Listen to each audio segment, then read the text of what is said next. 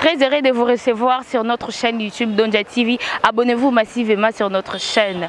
Où sommes-nous? Nous sommes à Komit de Mongafula, précisément dans la paroisse Yamboudi. Et pas Iwapi, surveillante. Il y a un monde entier basé sur le Kende Bongo, que c'est la fête le 2, le 3 et le 4 avril. Balobi centenaire de Makambo. En tout cas, biso na initiative ya kosangisa pe ya kolakisa bino musala yango to kiti bongo sur le terrain pour na komona bande ko na biso paroisse Yamboudi ndenge bazali ko kende. Yango to yewana pour que bomona ndenge to zali ko kende avec ambiance et idéologie. Merci, on est là avec le président général de MSS Kamboudi, président Charlin Oduo. Bonjour à tous les mouvements sociaux de la surveillance Kimbangiste. Pas activer la cloche de notification pour ne pas rater de vidéos, aimer, commenter et partager. Merci Nabafan Nyos Obolingara Biso. Awande sika ngosiko makambo bandi. Ba ninga msusu bakotaki déjà le 19 mars, ba ninga msusu bakoti lelo, ba ninga msusu bakotaki déjà lobi biso tellement moi voiture ezwa ma voix ngamuke ya ngwana tozali ko bonga mapona ko kende. J'espère que na simalanga bozali ko mona ndenge babilili ezali ko salema awana o sika wapi ya paroisse Yamboudi. Ba soda ya papa Simon Kimba mukianga ni bongo avec force tozo kende kamba pona ko lakisa bino ba image ya kitoko na chaîne na bino bongara mingi Donja TV. Merci. Ensemble. Et derrière la caméra, je suis avec Chris. Merci à Montréal. Dieu merci Ndombasi, un bon tonton qui se respecte malgré moi qu'on soit na rande za rababi bon. Et si ka bat balinga, et si ka bat basa comme ça qui to comment qu'on soit na peka ezanga raté. Merci na confiance et na fidélité sans yo Donja TV mon boulot. Merci beaucoup mon papa, je t'aime beaucoup et bonne fête à tous les kimbangistes. Fête yango elakisi nini o bato ebele bazo mata bongo na Kamba Jérusalem. Na droite nanga na zana papa, ameka un peu ko expliquer biso mbote papa. Mboti maman. Comment nani? Mbambi Bruno. Papa Mbambi Bruno, comment expliquer biso centenaire ezani? Centenaire ezali 100 ans d'existence. Il y a les ngomba, il y a papa Simon Kimbango à Bandeki Moussala le 6 avril 1921. C'est quoi le 6 avril et que 100 ans. Yango Bakebangi Seigneur sur le Sengo et le nom qui existe. Et tout ça, c'est 5 ans pour l'événement où il est là. Merci papa. Moi, je suis là pour l'événement centenaire papa Simon Kimbango. S'il vous plaît? Moi, Mbote, tu peux dire bonjour ou bonsoir à Pasteur ou oui. Connaissance? Mbote, Mbote mingi. Oui. Na Mbote, na pesi Mbote mingi c'était papa Elongol, papa passe na biso Yamboudi, pasteur sectionnaire Yamboudi. Na pesi wana yosa jeteki Mbote. C'est bana bandal. Merci papa. Mon pandi papa to moni bongo mbuta msusu ko expliquer biso kombo na nani Mbote papa. Na kombo ya tata mwana pe tata mulimo centre. Kombo na ngai papa Emongo Elembe Lokanga Mathias. Nazali moko kati na badiacre ya paroisse Yamboudi. Alors likambo oyo mukili ese ningani batu nyonso bazali kumituna. Likambo nini oyo eleki epa ya bakimbangisi. Likambo wana ezali mbula mokama ya bambula. Oh papa Simon Kimbango Nzambe na biso asali evangelisation na ye na mukili mubimba.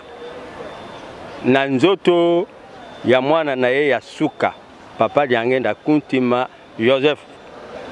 Pe muto ya ye ko succéder bango nyonso ezali tata na bango papa Simon Kimbango Kianga. Yenda yuko kokisa sata yango le 6 avril ya 2021. Yango bakimbangise nyonso baza mobiliser ya kokende. Eza biso totele miawa. Tozali prêt pour te tomate. Kasi ngonga balobaki te tomate nano ekokite. Donc mukili mubimba e bukani po na tina mululu wana. Kimbangise kolala pongite, no kimbangise kolala pongite Nzambe asa ya kati na biso, avandi na biso, atei biso dira 100 ans. Tokola na milimu ndenge tukukisi 100 ans ya évangélisation. Mais balobi biso ba kimbangise za ba idolâtrie to sambela mutu. Kimbangise nde aleki koyeba Bible ke bamususu wana bazoloba te tosambelaka mutu. Mutu yango azali nani? Au départ, ye Nzambe tango akeli Adam na Eve.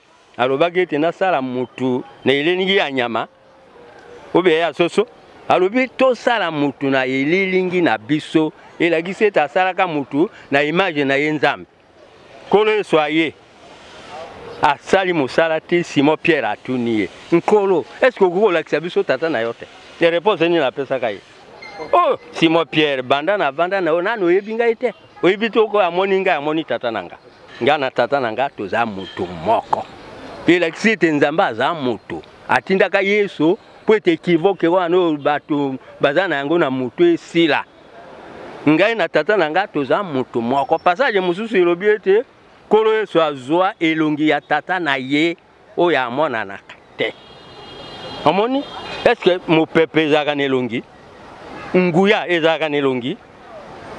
Passage mususu elobi soki Nzambe atikelaka biso bana te mbele tokumi okuza Sodome et Gomorrhe. Est-ce que mopepe ebotaka bana? Bato bazoloba bongo bayebi Bible te bayepa na biso tolakisa bango Bible. Tolakisa bango bien bango ka bakuzwa revi mengai molimo santa kotinda ete loba boye na lobi. Po ete tozali conduit na yeto zo tinda makana ye. Yango wana poto li atango te topesi bandeko nyos o bazolanda biso na ngongo oyo mbote. Banda na libota na nga moko famille biologique, famille spirituelle qui mbangise na 4 coins du monde. Boyamba mbote na biso pe ye moko mokunja bole avandeli biso na Kinshasa 5 mois mobimba pona bolingo alakisi bana Kinshasa topesi pe mbote na ba conseiller pe ba conseiller direct na ye famille sato mobimba topesi bango mbote na kombo ya tata mo sana. Merci, tokomi bongo da moto asuko ko clôturer na ba mbuta na Michel Lingomba. Papa moi liloba na centenaire de tout ça ko kende bongo na sanaka. Na komo na tata mwana mulimo centre komo na ngabo yebi yango. Papa Moïse Galerie Mama Mwilo. Nazali diacre parmi ba diacre bayo tozana bango na mbuti. Likambo tozana ngo ezali likambo o tata Nzambe abongisa kala. Po biso bayindo toyebanaki na biso te. Soko landi histoire ya bakoko na biso bitozaki bato te. Kasi tata Nzambe na bulingo na ye Kolo Yesu alobi na kolongola yango na bayi o bato mayele na kopesa bango na bato bazanga mayele po ete basalela yango babimisa mbuma yango tata Timoke Mbangu ngabana musala na ye le 6 avril 1921 ti lelo tozali kokoba boy ateyi biso pendant 100 ans alongwe na tata Timoke Mbangu adiputa akome na papa de ngenda ye moko papa de ngenda lelo tozali na papa Timoke Mbangu yanga ni tata na bango ye moko yango wana batata na ba mama toyi kampiku musala Nzamba sala kanguna mulende papa na kato maloba te ndeka bandeko o balandaka biso batalaka biso ba commentara pe na ba émission na biso balobi biso na église Kimbangiste to yaka ko sambela te to yaka ko beta ba histoire ya ba papa Simon Kimbangu ke papa Simon Kimbangu place akufaki place aliaki boye place kuna sala ki accident ba fête chaque jour ba fête yango la kisarani ba fête ça signifie likambo nyonso kana tangwa Kolo Yesu ba fête ezalaka pa ke ezalaka wapi na la Kolo Yesu te ba fete ko sala mapote ba fete soko tali na mukanda Nzambe okomona ba fete ezali ba fete ya Pâques ezali ba fete ya Noël ezali na ndenge moko biso pe ba fete fo ezala pamba tena ba fete yango ezali ezali significatif ya koyeba ke na fete oyo tata Timoke Mbangu asala ka boy na fete oyo tata Timoke Mbangu asala ka boy net na fete ya le 25 mai. Le 25 mai, tous les 25 mai, baninga bazo fêter, ba fêtera naissance ya Kolo Yesu, ba Jésus Christ de Nazareth. Bino bo fêtera papa dia lungana. Wana bozo kumisa mutu to bozo kumisa Nzambe. Fête wana mone le 25 mai. Kolo Yesu abotama le 25 mai. Bango wana ezalaki conférence na bango babimisaka date ya le 24 décembre. Mais Kolo Yesu pendo ya siki aya ko botama na le date ya le 25 mai. Mais nde yango fete ya solo solo komona mikolo koya fete to ko fete na mokili mobimba yango wana po ete na landaki mission moko boye mokonzi moko munene asalaki voyage na monde entier mais alobilaki likambo le 25 mai ngana landaki mena boye koloba koma po na lingi ba tribeyasima na monde te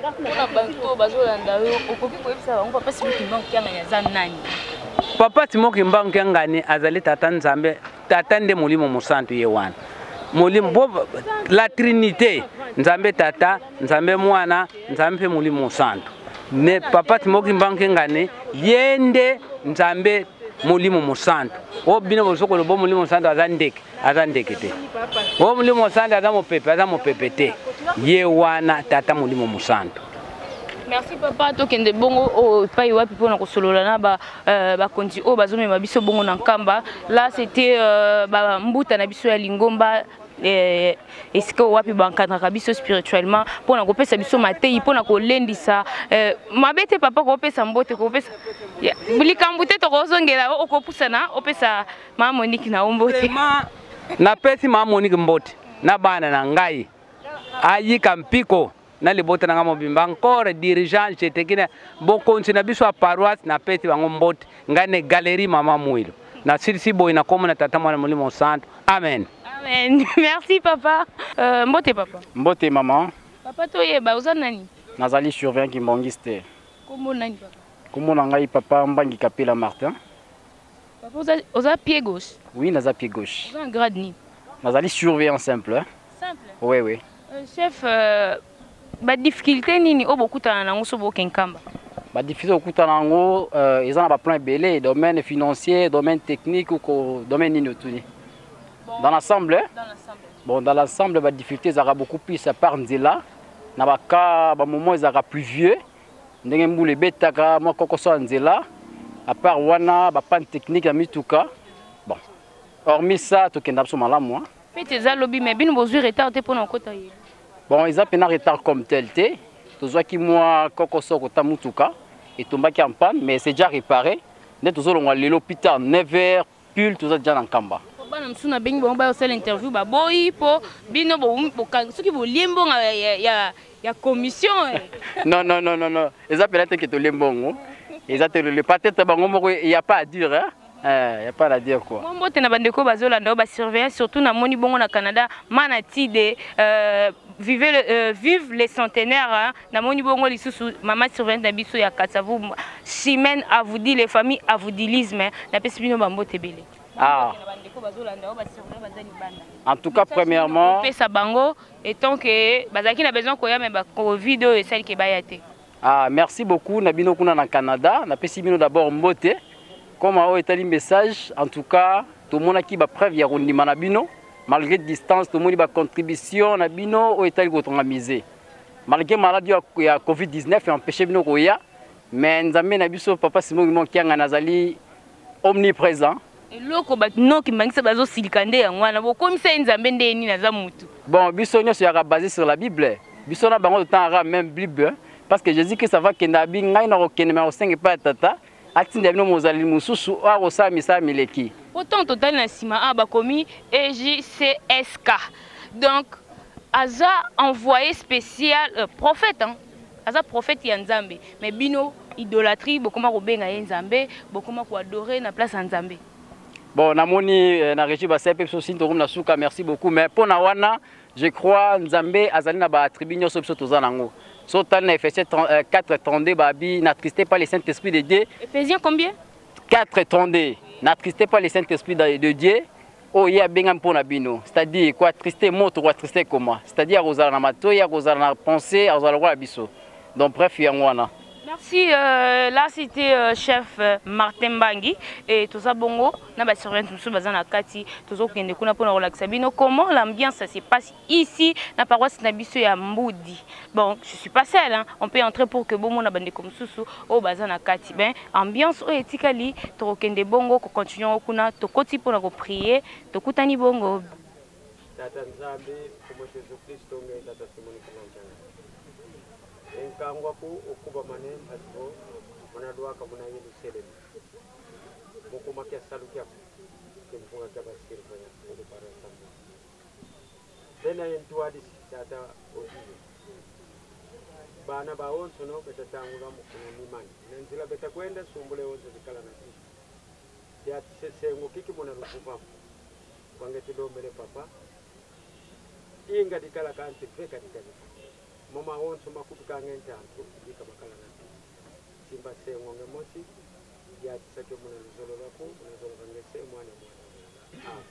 Et voilà la deuxième partie d'Abisso. Il y a la paroisse pour le bongo, le centre d'accueil. Est-ce que vous avez bongo aussi ça va formalité pour le recours à Jérusalem, hein, Kamba Jérusalem.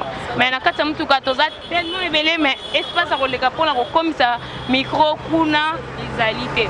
Mais na droite na gauche na plutôt na moi tozala ba maman mi balé ba maman ba koki un peu ko expliquer biso malgré bazaki na kanda pour mutu ke retard tel des jours la parole mais un peu ko expliquer biso ambiance en fait nezo ko s'est passé na paroisse ya Mbudi Mbote maman. Merci na micro d'abord pour na ndengo siko pesanga parole. Tozela ki mingi voyage de tokendeki déjà mais chauffeur azaki sur place de yango ayeli biso tozana esengo mingi malgré to yimaki mais tango ekoki quand même tozokende ambiance ezaki toko bana na biso nyo tozana esengo nzambe na biso eskaka tambola na biso départ pe retour aza na biso elongo tosepeli makasi. Merci maman. Moi lilo bana bandeko bazolanda o baza banoki mbangise o meka mpe ko expliquer biso le 6 avril les a fait à nini. Le 6 avril ezali fête ya Lingomba. Tango Lingomba ebandaka na 1921 le 6 avril 1921 nde ezoko kisa 100 ans. Donc 100e année na biso yango tozo fêter na kimia na esengo. Vraiment soki o ratango na ebité soki fête nini susu yo kosepela nango pe okomonana po biso nyonso nde toza boye 100 ans tozelango depuis banda papa mfuma ndongo bazalaka kino lelo donc toza na esengo makasi 100 ans en tout cas manga 100e année oyo kwenda wapi donc toza na liloba mususu te. Parole d'encouragement na bandeko Covid-19 kangi bango ba frontière moya ko ya ezate mo liloba pona bango. Vraiment bisika bozali bosenga kaka po ye aza présent omnipatient donc nyonso ye azali aza lelo lobi libela na libela donc basepelaka bisika bazali basenga kaka aza na biso elongo ye aza donc tango nyonso aza na biso. Merci maman Munduki ya Mondimi ezali bongo mabondeli na pembeni ya mama tomoni pe mama msusu azali tokoki pe kaka kosuka wana te po mama pa azali fo aloba mama Mbote. Mbote mama Mbona ni mama ngai komona nga mama Nzusi Jeanne. On fête les 2 le 3 et l'accident ya Lingomba fête ya lelo ya le 2 avril ezali bozongi ya nzoto ya papa Simon Kimbangu awa na mboka Kinshasa plus précisément nzoto ekomelaki na paroisse ya Matadi Mayo na tango wana ezalaka mokolo ya pasi ya kolela kasi lelo ekoma ya esengo epesameli na bana na biso ya bapie gauche nde yango na biso bamama toza bamama longi biso mibale toakompagne bana na biso tomati na biso na mopo tosala accompagnement na bana na biso yango toza na esengo makasi po te tomata na Yerusalem tokende kofete feti oyo donc esangani na bafeti mibale fête ya le 6 avril ya église na biso na fête na biso ya inauguration ya musée yango na toza na esengo makasi ya koleka donc esengo mpenza loki na banoki mangisi bazomata nkamba na ntina na kokumisa mokolo monene oyo ya inauguration na biso ya musée donc toza na fier makasi yango kana mpona bandeko baza banoki mbangisi okoki koencourage bango na nini en tout cas mpona bandeko baza na banoki mbangisi mutu mokili momela biso nyonso tozaka bakimbangisi po toza loposo moyindo biso nyonso toza bakimbangisi tozala biso nyonso na esengo oyo po santa oyo eza esengo 1921 2021 église ekokisi 100 ans donc eza esengo mpona loposo moyindo yango na tozala fiere tozala na mabondeli makasi bisika tofandi totika nyonso ya mabe tosalela nzambe na biso na solo mpo te na mokolo ya suka biso nyonso tozwa kobikisama.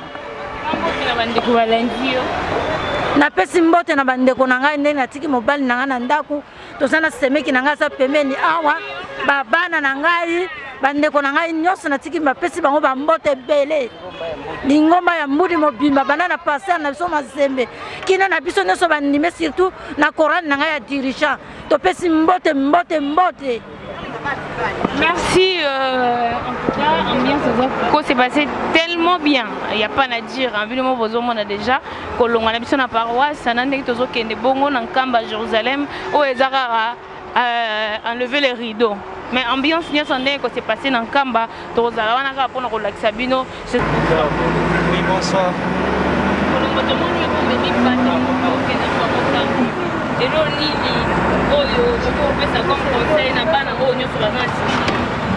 Oui, conseil na kopesa na bandeko nyonso kotamoli na bango na nzela ezokende mobembo ya pasi ezali pasi ya konyokwama comme tel te mais tozokende na ntina ya mabondeli mpe kosepelisa nzambe na biso papa Simoki Maokiangani pamba te likambo oyo ebandaki na pasi lelo ekomi esengo esali mbula kama na 1921 akangamaka abetamaka asali boloko na ye 30 ans na Lubumbashi lingomba ekufaki te etikalaki na maboko ya mama mwino ekotikala na maboko ya papa Liangenda Kuntima Joseph ekotikala na maboko ya papa Dialungana Kiangani Salomon lelo ezongi lisusu na maboko na ye moko papa Simoki Mbangu Kiangani Molimo Mosanto le Paraclet patron ya 4e génération lelo lingomba esali 100 ans esengi tokende kosepelisa ye esika moko te tikala kosalema na mokili mutu atei na 3 mois lingomba etikala kosala 100 ans po tosepela lelo yango esali biso esengo tala bato ebele nsima na ngai kaka mpona kokumisa nzambe molimo mosantu papa Simoki Mbangu Kiangani nasengi na baoyo bazwi ntango te lokola nzambe azali molimo mosantu azalaka na mutu nyonso na ntango nyonso esengeli azali na bango ata banyati mabele ya nkamba te azali pene na bango basambela biso mpe tokosambela mpo na bango tokobosana bango te na mabondeli. Oui, napesi bandeko na ngai nyonso basurveya mbote bao bazolanda biso na libanda na bao baza na kati bazwi temps ya komata nkamba te ngai nazali OPS sectionnaire na paroisse ya Mbudi kombo na nga papa José Okunji na bengami na kombo ya sika Kalambote oyo ayebani na mokili mobimba na pesi bino bambote ebele esengo onga naza nango bino pe oza nango ndenge na kozala ndenge pino pe kozala nzambe abakisela bino tango mulai po mukolo mususu boya toyebi eza na susi na bino te po boya nkamba te viba maladi na makamususu nzele za kokangama kasi na ebi mbala sima bokoya tokozala na bino elongo. Merci. Abonnez-vous sur notre chaîne Donja TV, aimez, commentez et partagez. N'oubliez pas d'activer la cloche des notifications pour ne pas rater de vidéos. Et moi Baby Donja, donc Tani Bongo, à la prochaine vidéo.